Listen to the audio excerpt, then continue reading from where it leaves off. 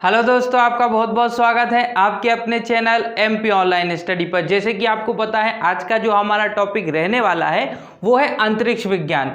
अंतरिक्ष विज्ञान से रिलेटेड जो है आज की हमारी वीडियो रहने वाली है, जिसके अंतर्गत किस प्रकार से प्रोसेस हमको देखने को मिलती है, किस प्रकार से अंतरिक्ष विज्ञान के अंतर्गत भारत ने वृद्धि की है, उस पर हमारा फोकस रहने वाला है। फिर उसके बाद हम डिस्कशन करेंगे कि किस प्रकार से उपग्रह लॉन्च होते हैं, है ना, और किन किन उपग्रहों को लॉन्च किया गया है, सैटेलाइटों को लॉन्च किया गया है। ठीक है, उस पर डिस्कशन होगा। सेकंड हम बात करने वाले हैं उसके बाद कि आप देखेंगे किसी भी उपग्रह को किस तरीके से लॉन्च करने के लिए जो सैटेलाइट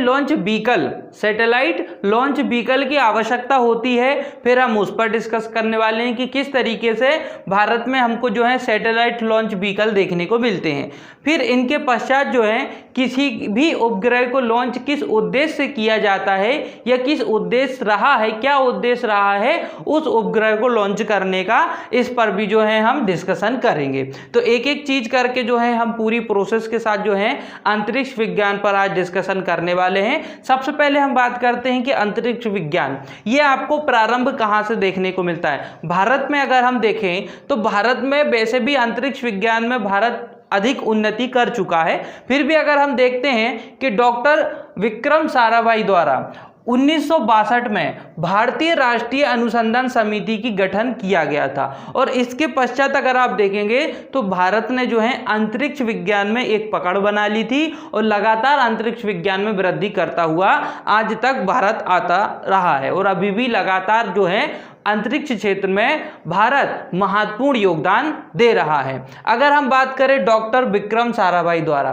तो इन्हीं के द्वारा 1962 में भारतीय राष्ट्रीय अनुसंधान समिति की गठन किया गया था। तो आपको याद रखना है कि डॉक्टर विक्रम साराभाई द्वारा 1962 में भारतीय राष्ट्रीय अनुसंधान समिति की जो है गठन किया गया था, और यहाँ से जो है भारत द्वारा कई प्रकार के उपग्रह भी लॉन्च करना प्रारंभ कर दिए गए।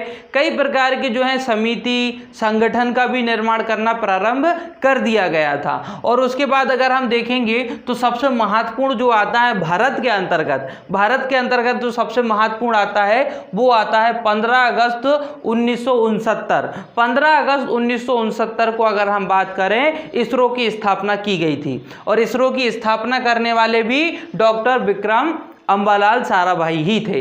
इनके द्वारा जो है 15 अगस्त 1969 को जो है क्या किया गया था, इसरो की स्थापना की गई थी। अब ये इसरो क्या है, तो इसरो है हमारा भारतीय अंतरिक्ष अनुसंधान संस्थान। ये आपको याद रखना है।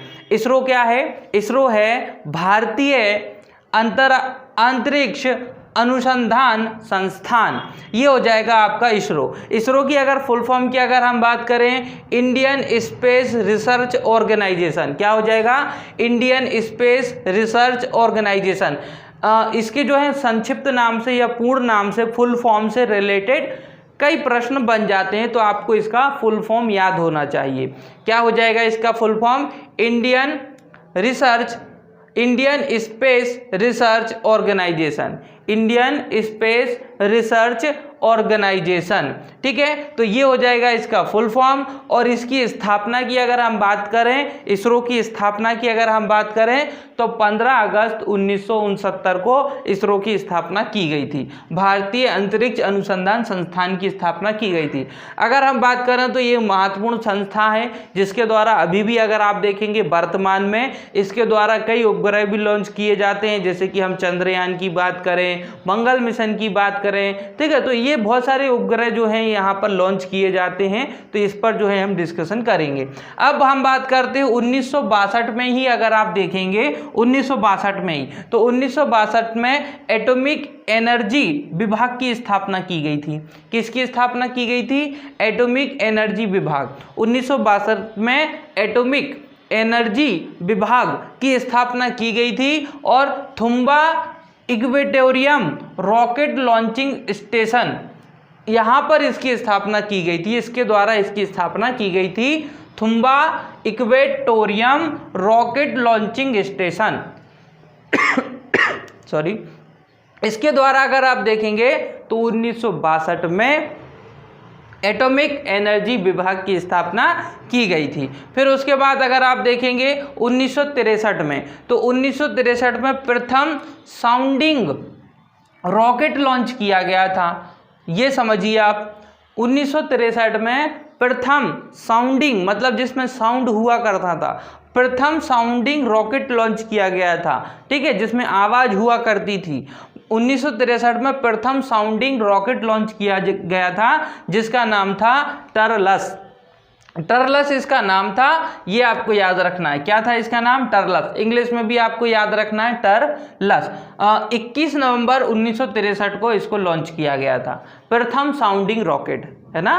प्रथम साउंडिंग रॉकेट कब लॉन्च किया गया था? ये तो ये लॉन्च किया गया था 1963 में, और 21 नवंबर 1963 में इसको लॉन्च किया गया था, और इसका नाम जो था वो क्या था? टर्लस। टर्लस इसका नाम था। फिर हम बात करते हैं 1965। 1965 में Thumba space science and technology केंद्र की स्थापना की गई थी।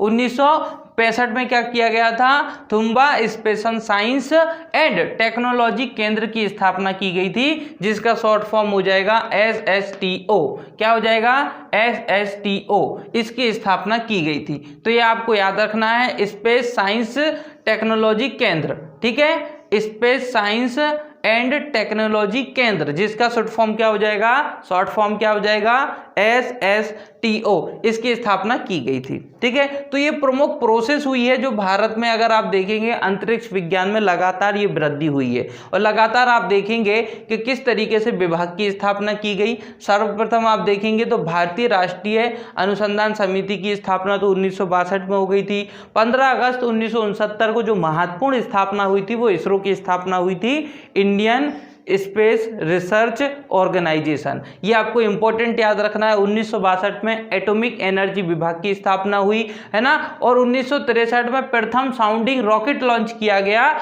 जिसका नाम था टर्सल। फिर उसके बाद 1965 की अगर हम बात करें तो इसमें स्पेस साइंस एंड टेक्नोलॉजी केंद्र, जिसका शॉर्ट फॉर्म हो जाएगा SSTO, की स्थापना की गई थी। यहां से हम बात करते हैं कुछ इंपॉर्टेंट उपग्रह। ये उपग्रह जो है वो लॉन्च किए गए। इन उपग्रहों का क्या कार्य होता है वो भी मैं आपको बताते चलूंगा। इन उपग्रहों को क्यों लॉन्च किया गया है, और उपग्रह को लॉन्च करने के लिए जो हम बात करते हैं व्हीकल की जरूरत पड़ती है, सैटेलाइट लॉन्च व्हीकल, मतलब सैटेलाइटों को लॉन्च करने के लिए जो व्हीकलों की आवश्यकता पड़ती है, उन व्हीकलों के बारे में यहाँ पर मैंने डिस्कशन किया हुआ है कि ये प्रमुख लॉन्च व्हीकल हैं जिनके द्वारा रॉकेट या उपग्रह या सैटेलाइटों को जो है लॉन्च किया जाता है। तो ये कुछ हमारे क्या हो जाएंगे? आपके लॉन्च व्हीकल हो जाएंगे। इस पर भी हम डिस्कशन करेंगे, ये इंपॉर्टेंट है, शॉर्ट फॉर्म के आधार पर इस पर प्रश्न बन सकता है। सबसे पहले हम बात करते हैं आर्यभट्ट। आर्यभट्ट आपको पता होगा ये भारत द्वारा भेजा गया एक उपग्रह था, और यह स्वदेशी उपग्रह था, पहला ऐसा उपग्रह जो स्वदेश में निर्मित किया गया था और इसको लॉन्च किया गया था। ये ऐसा उपग्रह था। 19 अप्रैल 1975 में इंटर कॉस्मोस प्रक्षेपण यान, ये प्रक्षेपण यान है, इस यान की सहायता से आर्यभट्ट उपग्रह को लॉन्च किया गया था। किसकी सहायता से? इंटर कॉस्मोस प्रक्षेपण यान, इंटर कॉस्मोस प्रक्षेपण यान, इसकी सहायता से आर्यभट्ट उपग्रह को लॉन्च किया गया था। प्रथम स्वदेशी निर्मित ये हमारा उपग्रह था, जिसको 19 अप्रैल 1975 में जो है लॉन्च किया गया था। और इसको लॉन्च कहाँ से किया गया था? तो लॉन्च किया गया था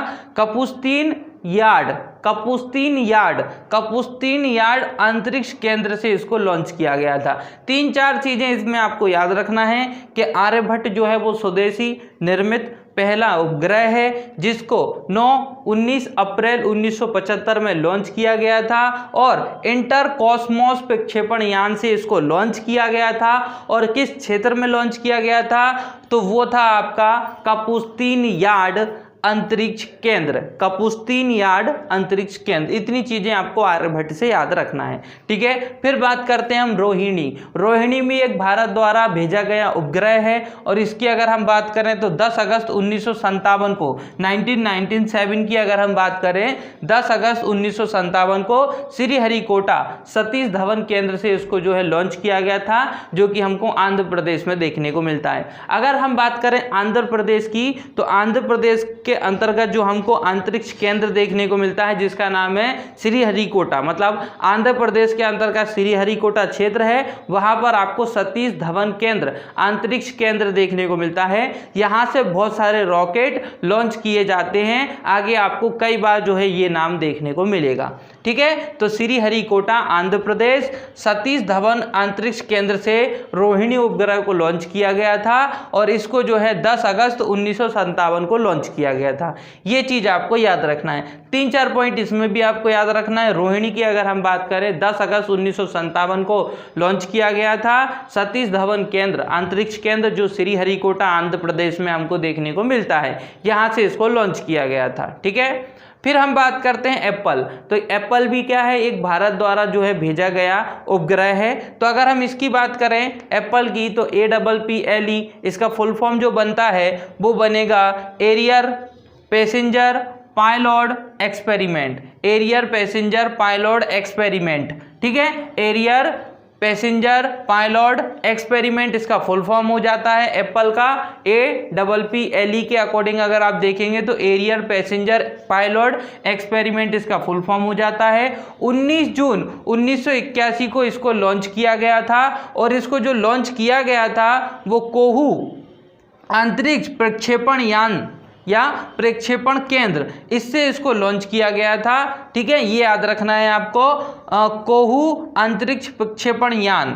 ठीक है, इसके द्वारा इसको लॉन्च किया गया था।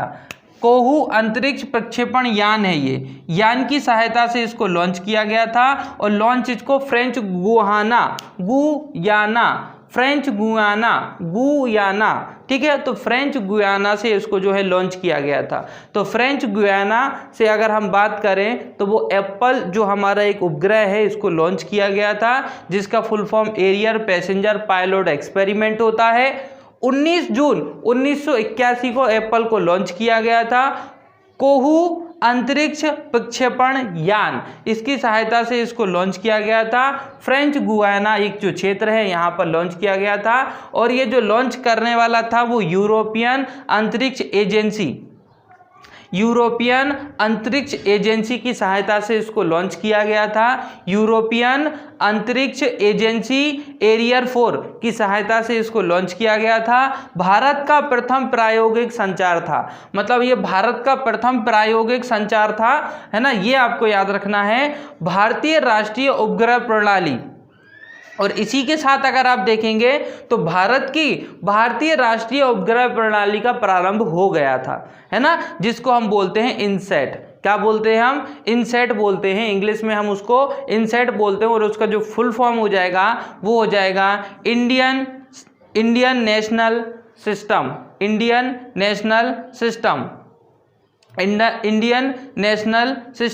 तो ये जो है आपका इंडियन नेशनल सिस्टम जो आपका फुल फॉर्म बन जाता है किसका? भारतीय राष्ट्रीय उपग्रह प्रणाली, मतलब इंडियन नेशनल सैटेलाइट सिस्टम, है ना, satellite system, Indian national satellite system. ये आपका भारतीय राष्ट्रीय उपग्रह प्रणाली का प्रारंभ कब हो गया था? जैसे ही हमने किसको लॉन्च किया था? एप्पल को। एप्पल का full form arrear passenger pilot experiment हो जाएगा। 19 जून 1981 में अगर हम बात करें कोहू अंतरिक्ष प्रक्षेपण यान से इसको प्रक्षेपित किया गया था, लॉन्च किया गया था। और फ्रेंच गुयाना जो क्षेत्र है यहाँ पर लॉन्च किया गया था। यूरोपियन अंतरिक्ष एजेंसी की सहायता से इसको लॉन्च किया गया था। भारत का प्रथम प्रायोगिक संचार यहाँ से प्रारंभ हो गया था, इसीलिए हम इसको भारत का प्रथम प्रायोगिक संचार कहते हैं। और भारतीय राष्ट्रीय उपग्रह प्रणाली की भी स्थापना हो चुकी थी, जिसको हम बोलते हैं INSAT, Indian national satellite system. फिर इसके बाद अगर आप देखेंगे तो ये एक आपका उपग्रह है एजुसेट। एक उपग्रह का नाम है एजुसेट। ये जो एजुसेट उपग्रह है ये जो है शिक्षा प्रणाली से संबंध रखता है। ग्रामीण क्षेत्रों में किस प्रकार से जो है निगरानी रखी जाएगी, ग्रामीण क्षेत्रों में किस तरीके से जो है शिक्षा का प्रसारण किया जाएगा, किस तरीके से शिक्षा को ग्रामीण क्षेत्रों तक ले जाया जाएगा, इस पर जो है जोर दिया गया था। और इसके अंतर्गत एक जो है उपग्रह लॉन्च किया गया था जिसका नाम था एजुसेट। एजुसेट मतलब एजुकेशन सैटेलाइट।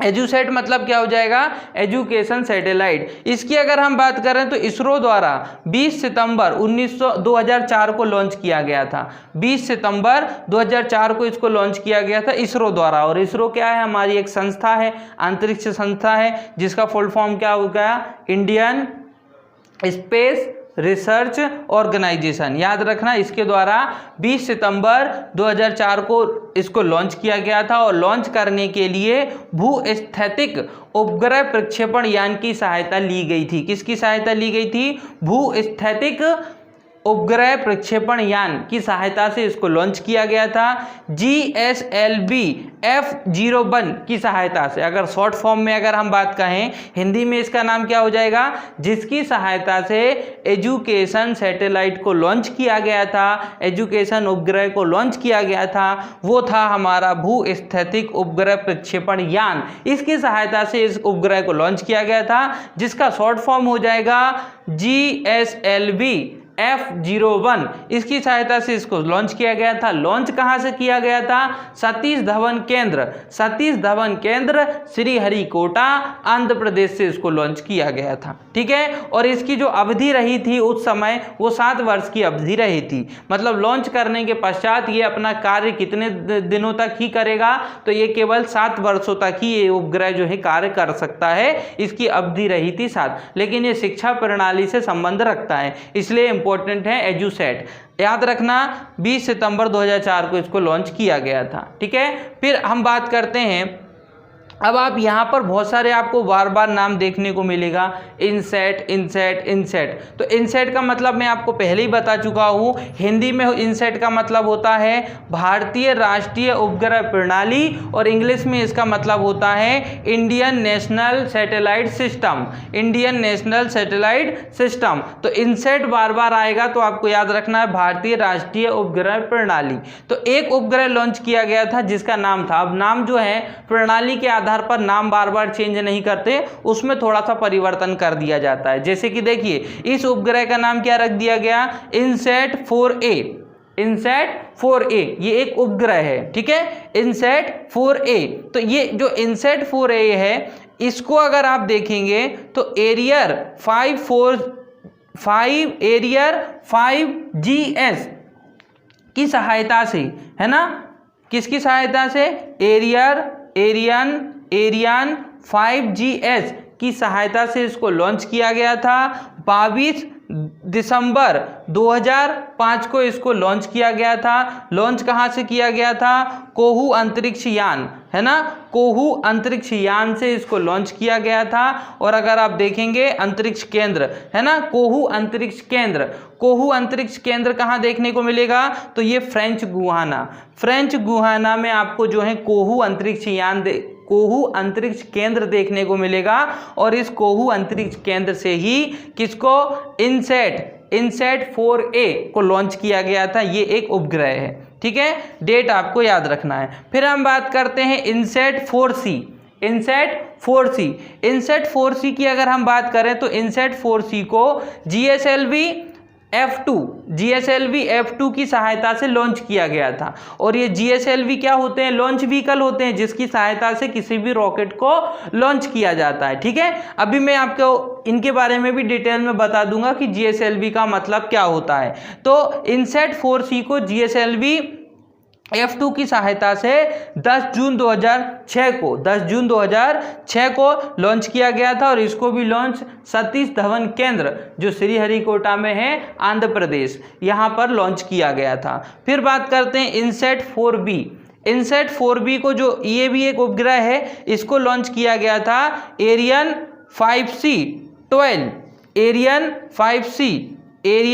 5C। इस व्हीकल के द्वारा इस उपग्रह को लॉन्च किया गया था। इस उपग्रह का नाम है इनसैट 4B की सहायता से इसको लॉन्च किया गया था। 22 मार्च 2007 को लॉन्च किया गया था। कोहू अंतरिक्ष केंद्र से ही इसको लॉन्च किया गया था, जो आपका फ्रेंच गुयाना में आएगा। तो याद रखना कोहू अंतरिक्ष केंद्र है, और वहां पर जो वो कोहू अंतरिक्ष केंद्र कहां पर आता है, तो ये आता है फ्रेंच गुयाना में। ठीक है, फिर उसके बाद आता है अपना इनसैट। फिर उसके बाद ये इनसैट 4B तो आपका हो गया, हाँ इनसैट 4B हो गया आपका। फिर आता है आपका कल्पना फर्स्ट। कल्पना चावला के नाम पर कल्पना 1 एक उपग्रह को लॉन्च किया गया था, जिसका नाम था कल्पना फर्स्ट। कल्पना फर्स्ट PSLV C4 की सहायता से इसको लॉन्च किया गया था। इस उपग्रह को लॉन्च करने के लिए किस व्हीकल की सहायता ली गई थी, तो वो PSLV C4 की सहायता ली गई थी। पोलर सैटेलाइट लॉन्च व्हीकल, क्या बोला जाता है इसको, पोलर सैटेलाइट लॉन्च व्हीकल। अभी मैं आपको बता दूंगा डिटेल में। ठीक है, तो कल्पना फर्स्ट को PSLV C4 की सहायता से 22 सितंबर 2002 को श्रीहरिकोटा से लॉन्च किया गया था। तो याद रखना कल्पना फर्स्ट एक उपग्रह है, इस उपग्रह को PSLV C4 की सहायता से लॉन्च किया गया था। 22 सितंबर 2002 को श्रीहरिकोटा आंध्र प्रदेश से इसको लॉन्च किया गया था। ये जो है मौसम उपग्रह है, मौसम की जानकारी के लिए इस उपग्रह को लॉन्च किया गया था। जो कल्पना फर्स्ट है ये मौसम की जानकारी हमको देता है। ये एक उपग्रह है जो पृथ्वी के चारों ओर घूमता है और मौसम की जानकारी को जो है हम तक पहुंचाता है। फिर हम बात करते हैं IMS फर्स्ट। ये जो IMS फर्स्ट है ये भी एक उपग्रह है, और इस उपग्रह को PSLV C9 की सहायता से इसको लॉन्च किया गया था। PSLV C9 की सहायता से, मतलब ये जो है पोलर सैटेलाइट लॉन्च व्हीकल, इसकी सहायता से इस उपग्रह को IMS फर्स्ट, ये एक उपग्रह है, इस उपग्रह की सहायता से जो है इस उपग्रह को PSLV जो है लॉन्च व्हीकल है, इसकी सहायता से लॉन्च किया गया था। 28 अप्रैल 2008 को श्रीहरिकोटा, आपको पता है श्रीहरिकोटा कहाँ है, आंध्र प्रदेश में, और सतीश धवन अंतरिक्ष केंद्र, यहाँ से इसको लॉन्च किया गया था। ये आपको याद रखना है, जब भी श्रीहरिकोटा आता है तो आपको आंध्र प्रदेश याद रखना है और सतीश धवन केंद्र याद रखना है, और जब भी कोहू अंतरिक्ष यान आएगा तो फ्रेंच गुयाना याद रखना है आपको। ठीक है, फिर हम बात करते हैं इनसैट 3D। ये भी आपका एक क्या है, उपग्रह है, और इस उपग्रह को जो है इनसैट 3D उपग्रह को एरियर 5 की सहायता से लॉन्च किया गया था। एरियन 5 ये क्या है, लॉन्च व्हीकल है। एरियन 5 क्या है, लॉन्च व्हीकल, उपग्रह launch vehicle, satellite launch vehicle. मतलब सैटेलाइट लॉन्च व्हीकल मतलब ऐसे व्हीकल जिनकी सहायता से किसी भी सैटेलाइट को लॉन्च किया जाता है ना। तो ये कहलाते हैं आपका एरियन 5, इसका नाम था एरियन 5। इसकी सहायता से इनसैट 3D को लॉन्च किया गया था। 25 जुलाई 2003 को कोहू प्रक्षेपण यान या कोहू प्रक्षेपण केंद्र से इसको प्रक्षेपित किया गया था। ये आपको याद रखना है। एरियर 5 की सहायता से 25 जुलाई 2013 को कोहू प्रक्षेपण केंद्र से इसको प्रक्षेपित किया गया था, मतलब लॉन्च किया गया था। और ये कोहू प्रक्षेपण कहाँ, अंतरिक्ष केंद्र कहाँ पर है, तो मैं आपको बार बार बता रहा हूँ कि फ्रेंच गुयाना में हमको देखने को मिलेगा। ठीक है, फिर हम इसके बाद बात करते हैं इनसैट 4C या फिर GSAT 7, इनसैट 4G या फिर इनसैट 4F या फिर GSAT 7, इनसैट 4F या फिर इसका नाम हो जाएगा GSAT 7। ये भी आपके दो उपग्रह थे। इन दो उपग्रहों को एक साथ लॉन्च किया गया था एरियन 5 की सहायता से। ये एरियन 5 की सहायता से इन दोनों उपग्रह को लॉन्च किया गया था। अगर हम बात करें तो 30 अगस्त 2013 को इसको लॉन्च किया गया था। और कोहू अंतरिक्ष यान या फिर हम बात करें कोहू अंतरिक्ष केंद्र जो है, इसकी सहायता से इसको, मतलब कोहू अंतरिक्ष यान, यहाँ से जो है इसको लॉन्च किया गया था। और आप देखेंगे इसका जो दूसरा नाम है वो है, इसका दूसरा नाम रुकमणि इसका दूसरा नाम है, आपको याद रखना है। इनसैट 4F और इनसैट 4F और GSAT 7 इनसैट 4F और जीसैट 7, इन दोनों को जो है हम रुकमणी के नाम से भी जानते हैं। तो ये खास नाम है जो आपको इसके अंतर्गत याद रखना है, ठीक है। कोहू अंतरिक्ष केंद्र है। कोहू अंतरिक्ष केंद्र में अगर हम बात करें तो कोहू अंतरिक्ष केंद्र से इन दोनों उपग्रह को क्या किया गया था, लॉन्च किया गया था। कोहू अंतरिक्ष केंद्र है, यहाँ पर भी आपका कोहू अंतरिक्ष केंद्र है, ये याद रखना है आपको, ठीक है। तो कोहू अंतरिक्ष केंद्र है ये, कोहू अंतरिक्ष केंद्र। और ये जो कोहू अंतरिक्ष केंद्र है, कोहू अंतरिक्ष केंद्र है, ये हमको फ्रेंच गुयाना में देखने को मिलता है और यहाँ से कई जो है रॉकेट या उपग्रह को जो है लॉन्च किया जाता है। तो आप देखेंगे अगर तो इनसैट 4F और जीसैट 7, इन दोनों उपग्रह को एरियर 5 की सहायता से 30 अगस्त 2013 को कोहू अंतरिक्ष केंद्र से प्रक्षेपित किया गया था। कोहू अंतरिक्ष केंद्र फ्रेंच गुयाना में देखने को मिलता है और इन दोनों उपग्रह का एक दूसरा नाम भी है रुकमणी। तो ये रुकमणी नाम आपको याद रखना है। फिर हम बात करते हैं INSAT 4E। INSAT 4E, INSAT 4E ये भी एक उपग्रह है। इनसैट 4E ये भी एक उपग्रह है और इस उपग्रह को GSLV MK2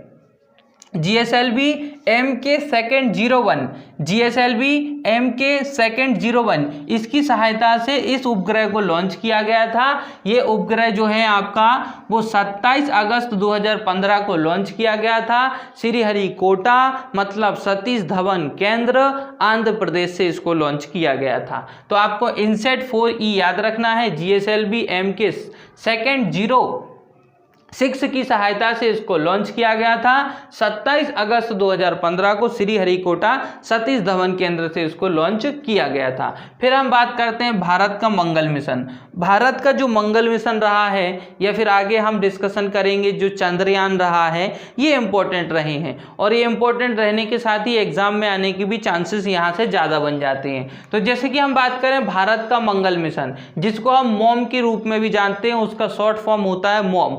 मॉम इसलिए बोलते हैं क्योंकि मार्स ऑर्बिटल मिशन था। ये क्या था? Mars orbital mission. ये जो मार्स ऑर्बिटल मिशन था इसलिए इसका शॉर्ट फॉर्म क्या बन जाता है? मॉम बन जाता है, मार्स ऑर्बिटल मिशन। इसलिए हम इसका शॉर्ट फॉर्म क्या बोलते हैं? मॉम बोलते हैं। मंगल मिशन को मॉम के नाम से भी जाना जाता है क्योंकि ये मार्स ऑर्बिटल मिशन था। मार्स के चारों ओर, मतलब जो हमारा मंगल है, मंगल के चारों ओर जो है राउंड लगाना था। उसके ऑर्बिट में चारों ओर ये क्या करेगा?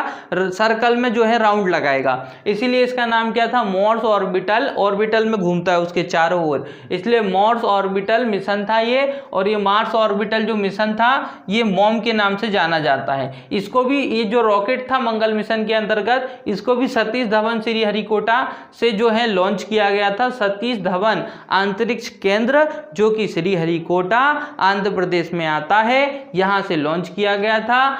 5 नवंबर 2013 को इसको लॉन्च किया गया था। कब? 5 नवंबर 2013 को लॉन्च किया गया था और 24 सितंबर 2014 को ये मंगल की कक्षा में प्रवेश कर चुका था। कब? 24 सितंबर 2014 को ये जो है मंगल की कक्षा में प्रवेश कर चुका था। तो आपको ये दो चीज़ याद रखना है कि 5 नवंबर 2013 को जो है लॉन्च किया गया था श्रीहरिकोटा सतीश धवन केंद्र, श्रीहरिकोटा आंध्र प्रदेश से लॉन्च किया गया था। 5 नवंबर 2013 को लॉन्च हुआ और 24 सितंबर 2014 को जो है मंगल की कक्षा में ये प्रवेश कर चुका था। ठीक है, फिर उसके बाद हम बात करते हैं आदित्य। तो आदित्य भी एक उपग्रह है जो भारत द्वारा लॉन्च किया गया है। सूर्य का कोरोना का अध्ययन करता है ये, सूर्य का कोरोना का अध्ययन करता है। अब बोलोगे कोरोना क्या है? तो जो सूर्य की सतह होती है, तो सूर्य की जो सबसे बाहरी सतह होती है उसको कोरोना कहा जाता है। ठीक है, तो उसकी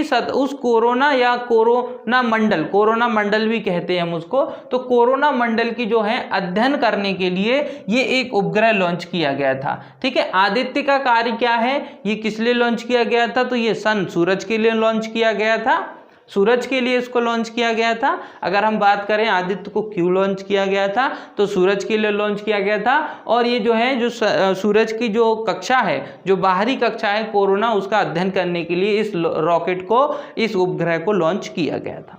ठीक है। अब देखिए भारत के प्रमुख लॉन्च व्हीकल, ये मैं अब आपको इसलिए बता रहा हूं कि इनकी सहायता से रॉकेटों को लॉन्च किया जाता है या उपग्रह को या सैटेलाइटों को लॉन्च किया जाता है। ये ऐसे व्हीकल हैं जिनकी सहायता से डिफरेंट टाइप्स के, चाहे वो सैटेलाइट हो चाहे वो उपग्रह हो, इनको लॉन्च किया जाता है। तो देखिए एक एक चीज पर डिस्कशन करते हैं। सबसे पहले आता है satellite launch vehicle, SLV। SLV का फुल फॉर्म क्या हो जाएगा, याद रखना है आपको, SLV का फुल फॉर्म क्या हो जाएगा, satellite launch vehicle. Satellite launch vehicle की अगर हम बात करें, इसका प्रारंभ हुआ था 18 जुलाई 2080 को, 1980 को, 18 जुलाई 1980 को इसको प्रारंभ किया गया था। इन व्हीकलों का उपयोग में लाना प्रारंभ हुआ था भारत द्वारा। ठीक है, तो भारत का प्रथम आधुनिक प्रणाली थी ये। कई प्रकार के सिस्टम भारत द्वारा विकसित किए गए हैं, है ना, तो ये भारत का प्रथम आधुनिक प्रणाली थी, है ना, जो भारत द्वारा निर्मित की गई सैटेलाइट लॉन्च व्हीकल। इसका प्रारंभ जो हुआ था सैटेलाइट लॉन्च व्हीकल मतलब ऐसे व्हीकल जिनकी सहायता से, सैटेलाइट लॉन्च व्हीकल मतलब ऐसे व्हीकल जिनकी सहायता से हम उपग्रहों को लॉन्च करते हैं, सैटेलाइटों को लॉन्च करते हैं, रॉकेटों को लॉन्च करते हैं। तो ये है आपका सैटेलाइट लॉन्च व्हीकल। 18 जुलाई 1980 को भारत का प्रथम आधुनिक प्रणाली बनाई है। उसके बाद आप देखेंगे तो एक आता है आपका ASLV की बात करें तो ऑगमेंटेड, ये क्या हो जाएगा, augmented satellite launch vehicle, augmented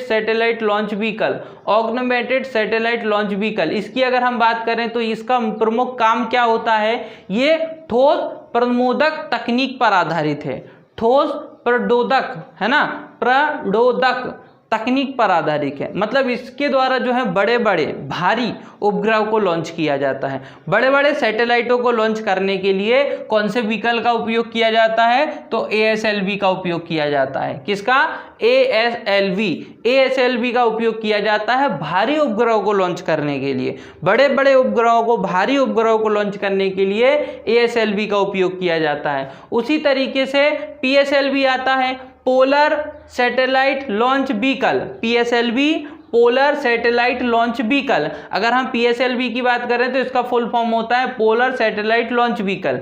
इसके द्वारा जो है रिमोट सेंसिटिव सैटेलाइटों को लॉन्च किया जाता है, मतलब ऐसे सैटेलाइटों को जो कि ध्रुवीय कक्षों में स्थापित किए जाते हैं। कौन सी कक्षों में, ध्रुवीय कक्षों में। जैसे कि आपने देखा होगा तो पृथ्वी पर आपको दो छोर देखने को मिलते हैं, उत्तरीय छोर और दक्षिणीय छोर, दोनों ध्रुव के रूप में जाने जाते हैं, उत्तरीय ध्रुव और दक्षिण ध्रुव। अगर इनके लिए उत्तरी ध्रुव और दक्षिण ध्रुव का अध्ययन करने के लिए कोई रॉकेट लॉन्च करना है तो उस रॉकेट को लॉन्च करने के लिए कौन से व्हीकल की सहायता ली जाती है, तो वो PSLV की सहायता ली जाती है, क्योंकि इसका नाम है पोलर।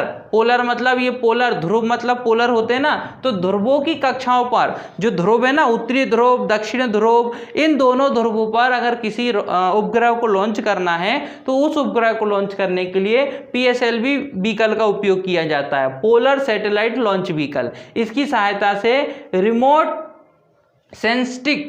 रिमोट सेंसिटिव सैटेलाइटों को लॉन्च किया जाता है, ठीक है, जो कि ध्रुवों की कक्षा में लगातार घूमते रहते हैं। फिर हम बात करते हैं GSLV की अगर हम बात करें, geosynchronous satellite launch vehicle, geosynchronous satellite launch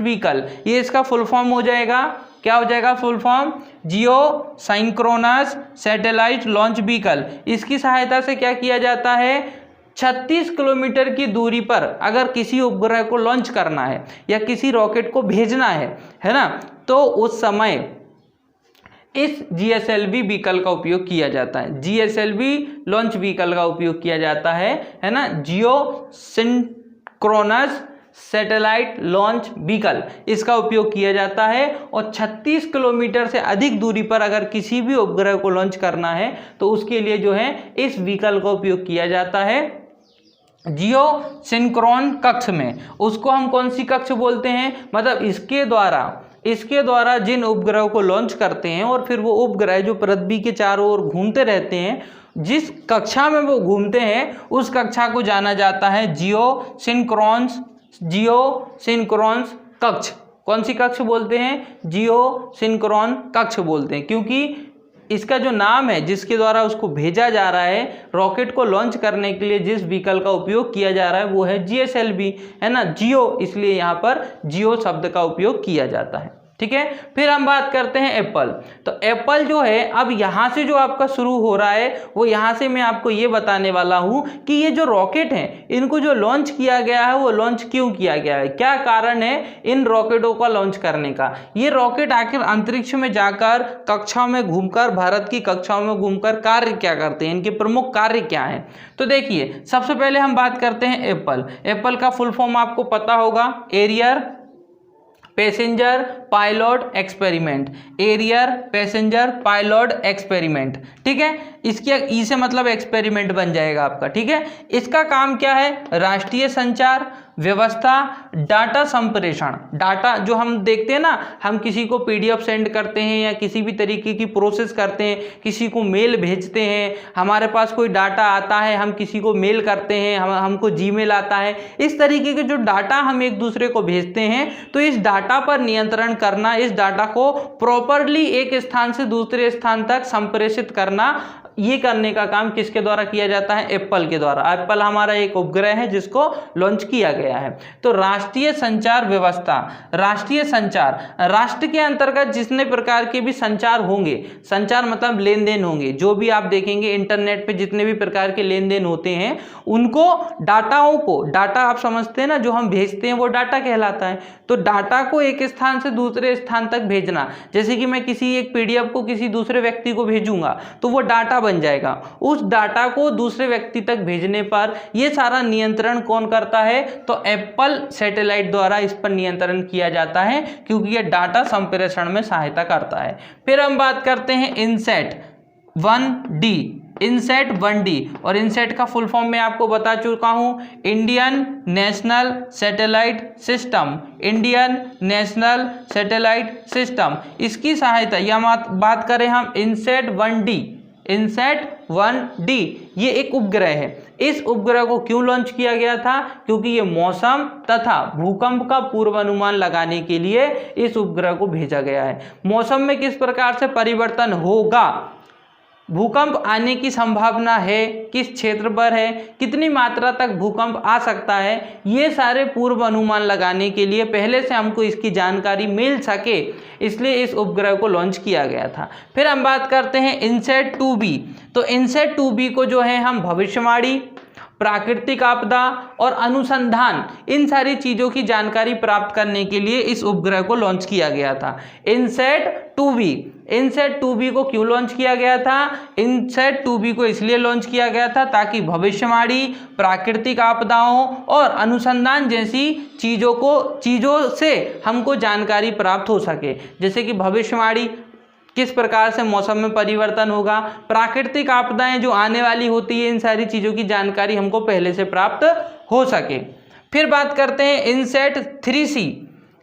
INSAT 3C को लॉन्च किया गया था मोबाइल संचार तथा व्यावसायिक संचार के लिए। जैसे कि आप देखें, मोबाइल की जो कनेक्टिविटी होती है, मोबाइल एक दूसरे से कनेक्ट होता है, कॉलिंग जब हम करते हैं, मैसेज जब हम करते हैं या डाटा जब हम भेजते हैं तो मोबाइल कनेक्ट होते हैं। और ये मोबाइल संचार और व्यावसायिक संचार, जितने भी आप देखेंगे, जितने प्रकार की चाहे व्यवसाय होते हैं जो इंटरनेट से संबंध रखते हैं, है ना, इलेक्ट्रिसिटी से संबंध रखते हैं, वो संचारों को व्यवस्थित करने के लिए मोबाइल संचार, मोबाइल में किस तरीके से लेन देन हो रहा है उस पर संचार, और व्यावसायिक संचार जो लेन देन होता है हमारा, है ना, इस पर निगरानी किसके द्वारा? इनसैट 3C द्वारा की जाती है। और इस पर पूर्ण रूप से नियंत्रण भी किसका रहता है? इनसैट 3C उपग्रह का रहता है। ये इसके कार्य हैं। फिर हम बात करते हैं इनसैट 3B। इनसैट 3B की अगर हम बात करें तो इनसैट 3B एक उपग्रह है ना, इसको जो है ग्रामीण क्षेत्रों में शिक्षा का प्रसारण के लिए, ताकि ग्रामीण क्षेत्रों तक भी शिक्षा पहुंच सके, इसके लिए एक उपग्रह लॉन्च किया गया था जिसका नाम था इनसैट 3B।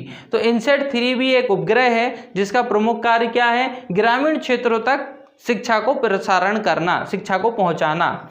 फिर उसके बाद आता है हमारा INSAT 3E। INSAT 3E।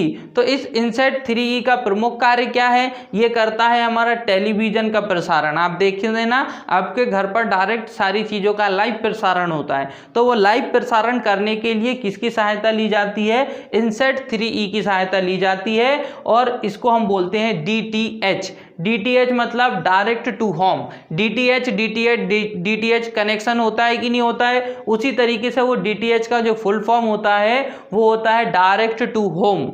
Direct आपके घर पर लाइव टेलीकास्ट होता है किसी भी चीज़ का।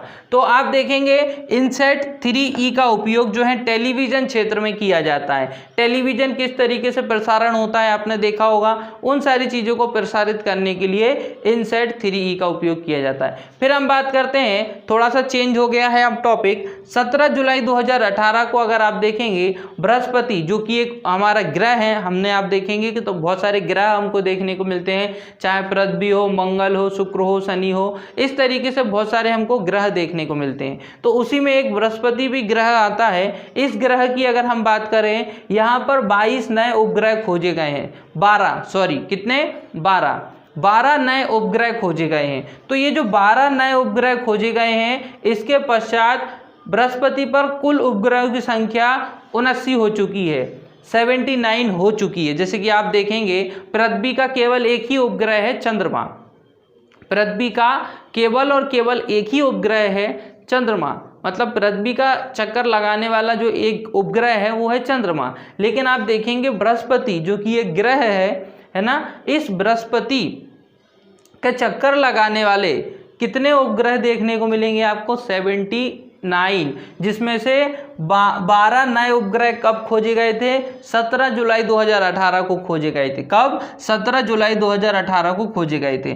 फिर हम बात करते हैं 26 मार्च 2018 को एक उपग्रह और खोजा गया था, ग्रह खोजा गया था, है ना। 26 मार्च 2018 को एक ग्रह की खोज की गई थी, जिसका नाम रखा गया है K2-229b। इसका नाम क्या रखा गया है? K2-229b। और इसकी अगर हम बात करें द्रव्यमान, ये पृथ्वी के समान है ना, ये पृथ्वी के समान देखने में पृथ्वी के समान दिखाई देता है, लेकिन पृथ्वी से 2.5 गुना बड़ा है ना। अगर हम द्रव्यमान की बात करें, वेट की बात करें, तो भार के आधार पर अगर आप देखेंगे तो पृथ्वी से 2.5 गुना भार इसका ज़्यादा है, मतलब पृथ्वी से 2.5 गुना ज़्यादा है ये, ठीक है।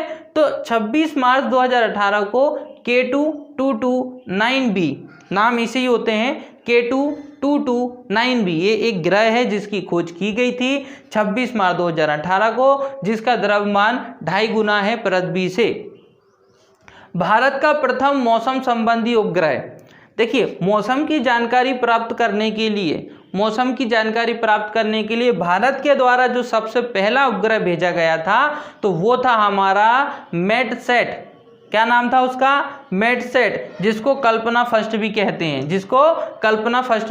देखिए मैं आपको यहाँ पर बता चुका हूँ, यहाँ पर हमने कल्पना फर्स्ट देखा था कि नहीं, ये मौसम उपग्रह है कल्पना फर्स्ट। PSLV C4 की सहायता से इसको श्रीहरिकोटा सतीश धवन केंद्र से इसको लॉन्च किया गया था, ठीक है। तो ये आपको याद रखना है लास्ट पॉइंट, भारत का प्रथम मौसम संबंधी उपग्रह, मतलब ऐसा उपग्रह जो मौसम की जानकारी देता हो, ऐसा पहला उपग्रह, भारत का ऐसा पहला उपग्रह मेटसेट, और जिसको हम कल्पना फर्स्ट भी कहते हैं। यहाँ मैं आपको बता चुका हूँ, कल्पना फर्स्ट की बात करें तो PSLV C4, PSLV polar satellite launch vehicle, इसकी सहायता से इसको लॉन्च किया गया था, और 12 सितंबर 2002 को श्रीहरिकोटा सतीश धवन केंद्र जो कि आंध्र प्रदेश में है, यहाँ पर इसको लॉन्च किया गया था, ठीक है। तो ये तो कुछ हमारे इंपॉर्टेंट पॉइंट थे जो मैंने अंतरिक्ष विज्ञान से रिलेटेड आपको बताया है, अंतरिक्ष विज्ञान की जानकारी। उसके बाद हमने किस तरीके से कौन कौन से उपग्रह को लॉन्च किया गया है, उपग्रह को लॉन्च करने के लिए किन किन व्हीकलों की आवश्यकता होती है, और इन उपग्रहों को लॉन्च क्यों किया गया है, इनका कारण क्या है, ये हमको किस प्रकार की जानकारी देते हैं। तो ये सारी चीज़ों पर डिस्कशन किया। इसमें हमारी सेकंड वीडियो भी आएगी जिसमें हम आगे जैसे कि चंद्रयान हो जाएगा आपका, मंगलयान पर थोड़ा सा डिस्कशन कर लिया है, चंद्रयान पर और बहुत सारे इंपॉर्टेंट हैं अनुसंधान केंद्र हैं बहुत सारे भारत में, उस पर भी हमारी नेक्स्ट वीडियो रहेगी। तो आज की वीडियो हमारी यहीं समाप्त होती है। अगर आज की वीडियो आपको पसंद आई हो तो वीडियो को लाइक करें, हमारे चैनल को सब्सक्राइब करें। अगर आपने चैनल ऑलरेडी सब्सक्राइब किया हुआ है तो बेल आइकन जरूर प्रेस करें ताकि आने वाली सारी वीडियो का नोटिफिकेशन आपको प्राप्त हो सके। ओके दोस्तों, thank you, thanks for watching.